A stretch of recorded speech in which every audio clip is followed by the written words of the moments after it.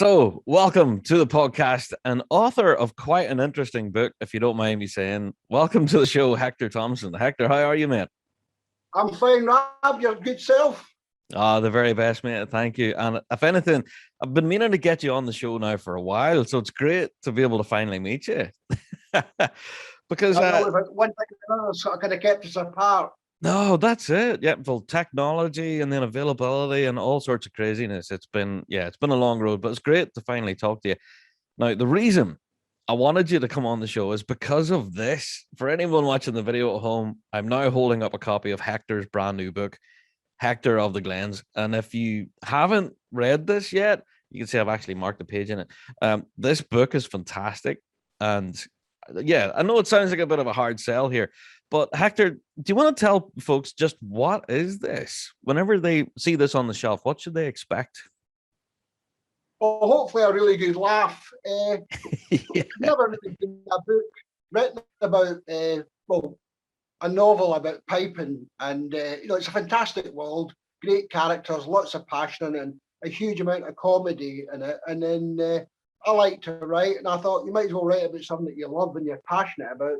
And piping something that I love, I've been with all my life, and I've had some great adventures with it. So I basically, the book's about my adventures, which is quite comical and hopefully a good laugh, and it seems to be doing okay. Oh, it really is. And that's the thing that really surprised me here. I thought this was going to be quite serious, detailed story because, I know they say don't judge a book by its cover. But whenever I seen the cover, I thought, okay, this is quite a detailed journey story of you as a young lad and being introduced to piping and then making your way into the military and become a military piper. But it's about everything else. Does that make sense?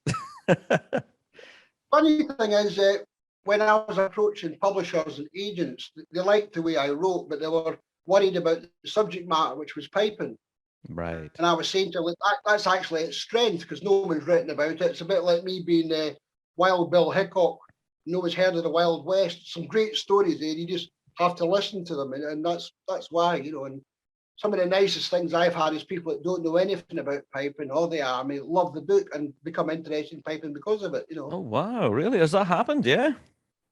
Yeah, I've had quite Canada and America. It's doing quite well. I'm not. I wasn't. I wrote it, and I wasn't really expecting to do anything until next year. I was going to promote it, but it's kind of grown arms and legs by itself. So yeah. So There you go. Fantastic. So to kind of give a little bit of a brief summary, this kind of details the story from you as a very young guy, a preteen, and then into your teenage years, and then your adventures of trying to get into the army, and then eventually making piping your career. And then yeah. it has all sorts of crazy friends, and I don't want to give it away, but there's so many shenanigans, I suppose, the things that you get into that I don't know, man. It's just absolutely hectic. So, and I think at the back of the book, it says that you hope that it gives you a laugh because you lived it. And a lot of these situations, are they as true as what you say they are in the book?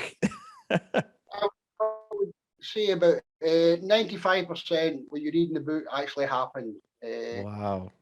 But when I wrote it, a lot of it's dumbed down quite as well. But when I first went to publish it, the first time I went to get it published, it was very accurate, exact names, details, places, and then I was advised Mm, strongly against doing that. And then the other thing was some people don't want their names in books and things like that, so you have to consider that. right. So although the stories are true, some of the characters, you'll notice there's no real name place in the book. There's no Yeah. dates and times, and all the characters have had their names changed and things, and a wee bit fictionalized just to protect people. But the stories are all genuine. They all happened, so more or less the way they happen in the book. Well, I have to say though, this is not well. We're a family-friendly show here in the Rab Show. We don't swear and curse and F and blind, but there's plenty of it in this book. It's very gritty, and if anything, that adds to it though, because that's our humor. Do you know what I mean? So there's one story in particular where a guy comes in from having snuck out to see someone, and he comes back and starts telling you about his sexual exploits and all the rest, and you guys are ripping him to bits. Absolutely hilarious. That's so good. But I have to say, this is the bit that I've bookmarked in the book that I want to ask you about, Hector, because the person that this person was going out to see was a drummer, heaven forbid, and this guy was a piper, and apparently there's a real animosity between pipers and drummers. It's there is in the army, but it's more tongue in cheek. It's not, Aye, it's the drummers get as good as they get, of and course. like, pipe majors refer to them as a windbreak, and then That's drummers get it. their back as That's just what I was going to read from the book here. I have it bookmarked here saying pipers would call drummers the windbreak, as the pipe major would always position the drummers to form an effective buffer against the wind and rain. And I've experienced that. So now it's in black and white. It's true. It happens. There you go. I had a particular pipe major that used to do that all the time. Just for badness. Yeah. No, you're on about swearing there, and it was a big thing I considered whether, because you're always better to leave it out rather than put it in. But the kind of regime I grew up in, there was constant swearing, and soldiers and pipers, particularly pipers in the army, don't go, oh gosh. Yeah. No.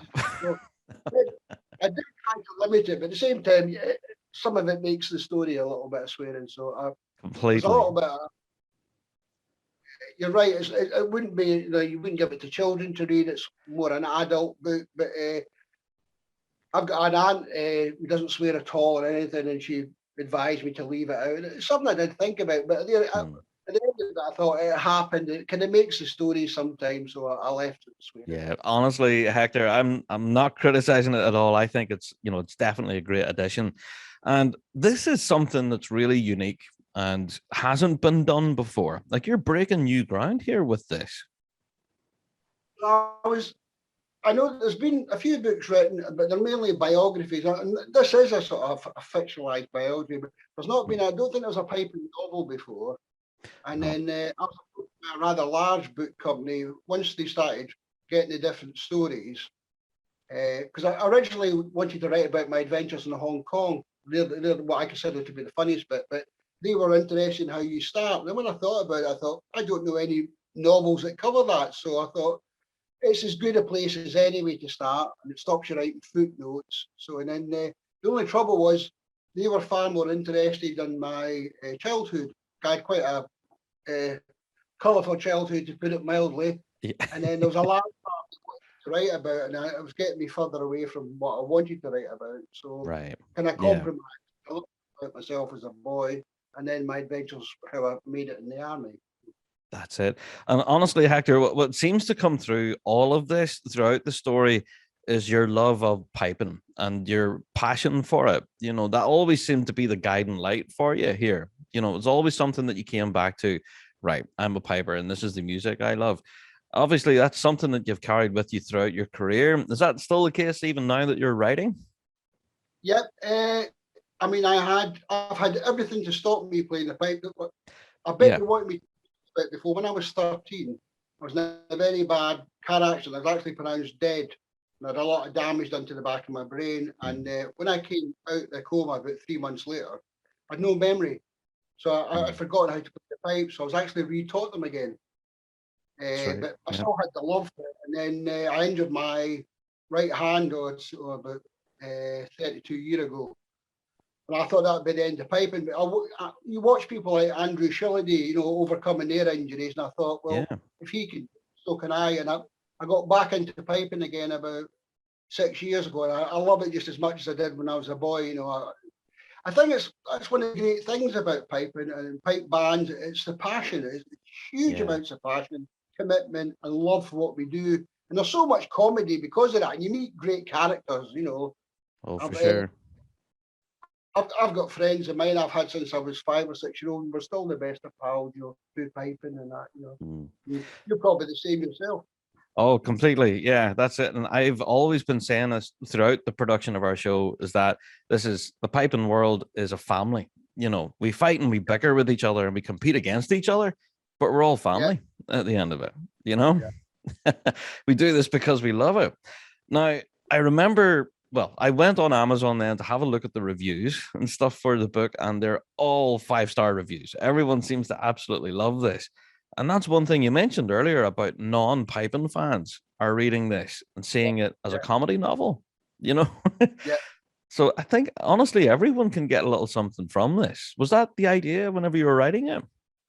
I I was very, very lucky that when I started off, I had a couple of famous authors who encouraged me, and I got great advice. And what they did was they said, write a single sentence what you want the book to do. Everybody wants it to be a success. You make my book. Mm, Write what you like to do. And I was very simple. And I put, I'd like to write a funny book that tells people about the piping and why we love it. If I can demonstrate that, I've done my job. So that's what I set out to do. And the trouble was when I started to write the book, I'd never written a book before, so it was going to be about 400,000 words, and my publishers went, no, no, it has to be 80,000. You can only write wow. a small bit. So they Yeah. want me to write just a bit as a child, and I thought, well, I'll compromise and I'll do as a small boy till I Mhm. pass out, join my battalion. But I had no idea I wasn't going to launch it till sort of next year, but it kind of grown arms and legs, and it's got a big fan club with the Rogues Gallery and all that stuff. It's just kind of growing arms and legs, you know. Well, that I was going to ask you about that, the Rogues Gallery of fans who really enjoy this story. Can you tell us about them then? Who are they?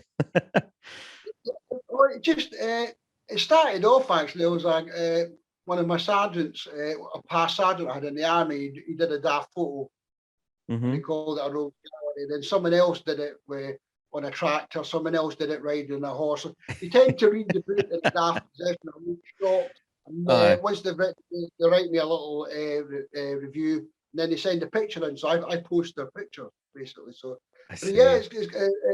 it's amazed me all over the world. I've got China, Germany, Canada, Wow. America, Ireland, of course, Britain, Hmm. Scotland, Wales. It's all over Europe, Czechoslovakia as well, Italy. So yeah, it's not been promoted yet. So so hopefully it's going to do well at Christmas. I would hope. There you go. I have to say though, so yeah, by word of mouth, that's how I came across it, and then Yeah, thankfully you got me a copy in the mail and I've been glued to it since. And it's really unlike other piping books, and that's what I want to put across here. With piping instructionals, it is what it is. You learn how to pipe. With tune yeah, books, they're tune books, and also like you get books from the Pembroke Society and stuff like that, and they're very detailed and very about the piping. But this is more of a story. It's more of a novel, like you say, and a comedy novel for that. Like there's been times here I had to set it down. I was laughing that hard, you know. I think most of it is, as I said, is based on my own life, and you'll never get anything funny. I don't care how good a writer are, you'll never get anything more funny or more amazing than true life, and that's where the stories come through. And the other thing as well is, if you took piping away, it would be a funny book about friendship and a lot Yeah. and a passion, and that's Hmm. what it's basically about.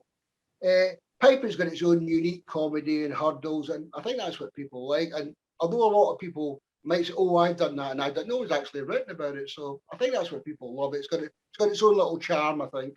Definitely. And it's very identifiable. I'm sure there's a lot of pipers out there that would really go, yep, I've been there. Yeah, For I've sure. had I've had some great reviews and some feedback. I've had loads of professional pipers, pipe majors that are still serving in the army, Mm. ex-pipe majors.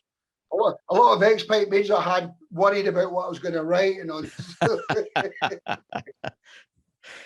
Oh, fantastic. Well, hi, I have to say, Hector, thank you so much for this book, man. It's absolutely incredible. For those folks out there who haven't picked up a copy yet and the holidays are around the corner, then why not? Go to Amazon, just type it in, Hector of the Glands, and you'll not regret it. Now, I have to say, I read this and, I have to say, I'm going to read it again because I do know that there's points because there was times that there was tears in my eyes. I was creasing, trying not to laugh and wake my wife who was lying in bed next to me, doing this. Um, I'm gonna read it again. I know there's points in it that I've probably missed, but this isn't it. You aren't done. This is only like the first of it. well, I was advised because they said the book's going to be long, so the next one is actually the main book I wanted to write. That's called Mr. Oh, Hector of and that'll start that at Christmas. I'll probably start that at Christmas. But oh, yeah, nice. and then there's another publishing company are on about me writing about my child adventures like through Juvenile pipe band, and I wrote them a a quick sort of script about it, and then they want to publish a series of books on the condition there's no swearing in it. So it's a bit like a juvenile pipe band. It's a bit like a St. Trinity's pipe band working their way across the country. But Hector and Glands will be one of the main ones. That's I think people find that by far the funniest. I'm very proud of this little book, but I never meant to write it. It just kept getting bigger and bigger, and then I was down in Southampton at the time, and I was working in an office full of women that didn't know anything about the army. So I used to send them little stories out, and they loved it. And I thought, well, if they like it, they don't know anything about the army, and they find it really funny. You know, I'm on a winner. So yeah. So I went to. Oh, you definitely are onto a winner, Hector. And I have to say again, a huge thank you for producing this book. It'll entertain us, I'm sure, over the next few months, for sure. So yeah, I would recommend it to our listeners. Definitely consider picking up a copy of this. It's an experience. That's what I'll say. Yeah. But a lot of folk, you know, they compare it to like Spike Milligan or Tom Sharp, you know, or Fraser McDonald. They're all writers I like, but I've got a kind of unique style which folk I think people like because it's very much from the heart, and you know, it's an anarchic humor which people enjoy, you know. I loved it. I'm definitely a fan, and I'll for sure check out the next one when it drops. So be sure to keep us posted on that one then, Hector. Yeah, for sure. Well, I have to say, I'll not keep you any further, but a massive thank you for joining us here on the show. And again, for people to go and grab this, then just go to Amazon or any online retailer, and I'm sure you can find Hector of the Glands. It's definitely worth checking out. Hector, thanks so much for joining us. Okay, that's all. Thanks, Rob. Thank you very much. Good luck. Have a good Christmas. And you too.